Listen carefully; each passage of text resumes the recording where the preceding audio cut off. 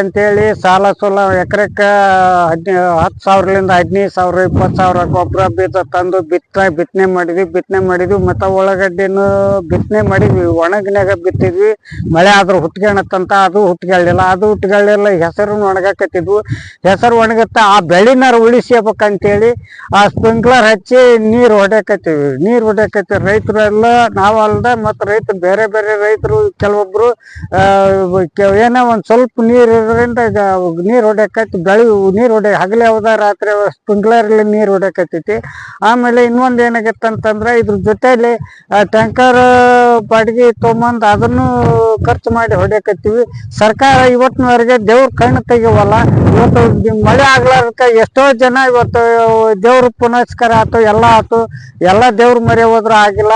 ಈಗ ಸ್ಪ್ರಿಂಕ್ಲರ್ ನೀರ್ ಹೊಡೆದ್ ಬೆಳೆ ಉಳಿಸ್ಬೇಕು ಅನ್ನೋದು ಒಂದ್ ಕಡೆ ಸಂಕಟ ಆದ್ರೆ ಇನ್ನೊಂದ್ ಕಡೆ ಸಾಲದ ಸಂಕಟ. ಸರ್ಕಾರ ಇದಕ್ಕೇನೈತಿ ಅಂದ್ರೆ ಇವತ್ತು ನೂತನ ಮುಖ್ಯಮಂತ್ರಿ ಡಿ.ಕೆ. ಶಿವಕುಮಾರ್ ಅದರ ಇದನ್ನ ಕಣ್ಣು ತೆರೆದು ನೋಡ್ಕೊಂಡು ಇವತ್ತು ರೈತರಿಗೆ ನೆರವಿಗೆ ಬರ್ಬೇಕು. ಇವತ್ತು ಬರ ಘೋಷಣೆ ಬರ ಘೋಷಣೆ ಮಾಡಿ ಒಂದು ಪರಿಹಾರ ಅಂತ ಕೊಡಂತಾಗ ವ್ಯವಸ್ಥೆ ಆಗ್ಬೇಕು. ಇಲ್ಲ ಒಂದು ಹೆಸರು ಬೆಳಿ ಹಾಳಾಗೋದು ಪರಿಹಾರ ಅಂತ ಕೊಡ್ಬೇಕು. ನಮ್ಮ ಜಿಲ್ಲೆ ಅಲ್ಲ, ಕರ್ನಾಟಕದಾಗ ಎಲ್ಲಿ ಇಲ್ಲ. ಶೀಘ್ರದಲ್ಲಿ ಒಂದು ಬರ ಘೋಷಣೆ ಮಾಡಿ ಪರಿಹಾರ ಕೊಟ್ರ ಅನುಕೂಲ ಆಗತ್ತ. ಬೆಳಿ ಮಳೆ ಹಾಳಾತು, ಅದನ್ನು ಕೊಡ್ಲಿಲ್ಲ, ಇದನ್ನು ಕೊಡ್ಲಿಲ್ಲ. ಈಗೇನಾರು ಮಾಡಿ ಪರಿಹಾರ ಕೊಟ್ರ ರೈತರಿಗೆ ಬದುಕ್ತಾರ ಅಂತೇಳಿ ರೈತ ಸಂಘದ ರಾಜ್ಯ ಪದ್ಧತಿ ಮಾಡಿ ಮನವಿ ಮಾಡ್ತೇನೆ.